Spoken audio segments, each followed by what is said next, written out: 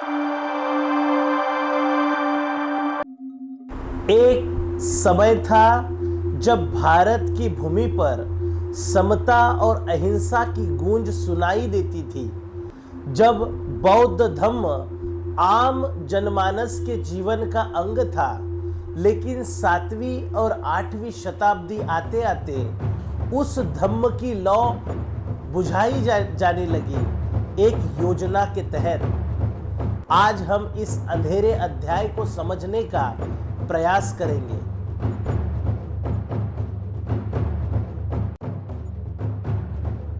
नमस्कार साथियों, आप देख रहे हैं बीपीएसए विचारधारा, एक ऐसा मंच जहां हम इतिहास की धूल में दबी सच्चाई को उजागर करते हैं। आज हम बात करेंगे उस दौर की जब बौद्ध धम्म, जो सम्राट अशोक की श्वास तथा प्राण था, उसे विचारधारा, तलवार और सत्ता तीनों से कुचल दिया गया। बौद्ध धम्म के सबसे गंभीर और वैचारिक विरोधकों में एक महत्वपूर्ण नाम है कुमारिल भट्ट। उन्होंने केवल वैचारिक स्तर पर बौद्ध धम्म का विरोध नहीं किया, बल्कि उन्होंने हिंसा का सहारा लेकर बौद्ध धर्म खत्म करने का प्रयास किया। रामचरित के अनुसार उज्जैन के राजा सुंधवा को उन्होंने कहा, हिमालय के रामेश्वर तक बौद्धों को नष्ट करो, बालकों, वृद्धों, सभी को नष्ट करो। एएस अल्तेकर अपने the position of the Brahmans in ancient India इस किताब में लिखते हैं कि इसके बाद बौद्ध विहारों को जलाया गया, भिक्षुओं को बैलों की तरह रस्सी से बांधा गया और मठों को मंदिरों में तब्दील किया गया। शंकराचार्य को अद्वैत वेदांत के प्रवर्तक के रूप में पूजा जाने लगा। लेकिन क्या उन्होंने केवल ज्ञान का मार्ग अपनाया? शंकर दिग्विजय नामक ग्रंथ के अनुसार बौद्धों को उन्होंने शास्त्रार्थ में पराजित किया और उनके मठों को बंद करवाया। जो विरोध करता उसे चुप किया जाता। नागार्जुन कोंडा आंध्र प्रदेश में बौद्ध विहारों का विध्वंस और जबरन ब्राह्मण मंदिरों का निर्माण इसी दौर में किया गया। 7वीं शताब्दी के गढ़ राजा ब्राह्मण शशांक ने बौद्ध धम्म पर जबरदस्त अत्याचार किया। बोध गया में पवित्र बोधि वृक्ष को उखाड़ फेंका और उसकी जड़ों को जलाया गया। उन्होंने कई बौद्ध मठों को नष्ट किया और बौद्ध भिक्षुओं को प्रताड़ित किया।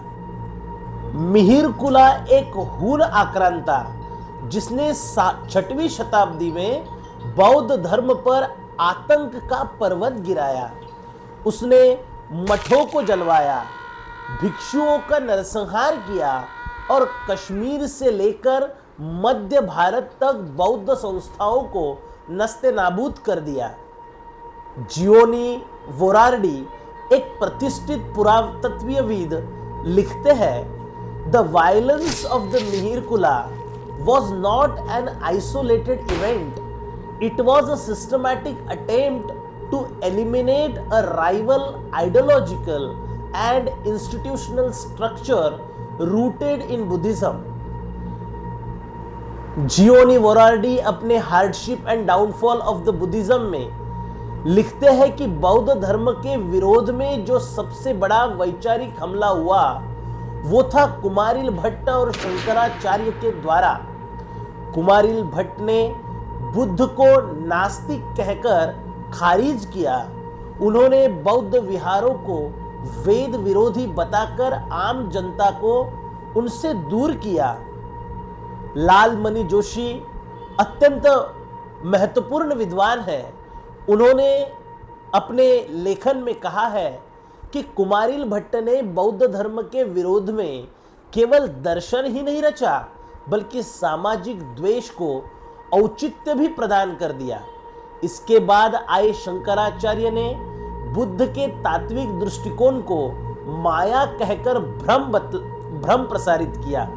अद्वैत वेदांत के नाम पर उन्होंने ब्राह्मणवाद को फिर से स्थापित करने का काम किया। डॉक्टर बाबा साहब अंबेडकर कहते हैं कि शंकराचार्य का दर्शन बौद्ध धर्म के विरुद्ध में एक चुपचाप की गई प्रतिक्रांति थी, जिसमें ब्राह्मणवाद को पुनः जीवन मिला।